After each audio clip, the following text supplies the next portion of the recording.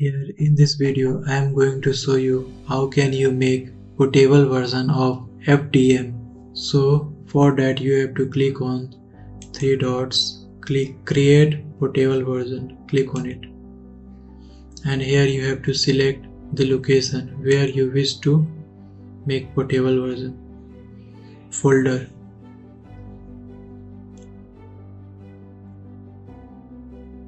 I am selecting a location. I wish to make a portable version of FDM in this folder, so I click open. Now you have to click on OK. Now you can see creating it. It is creating portable version.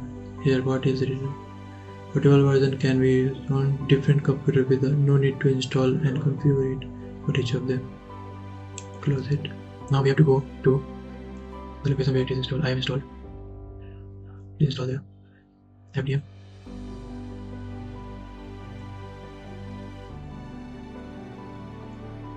Here 9.69 MB. Click on it. Here you can see the interface. Now you can uninstall the previous one.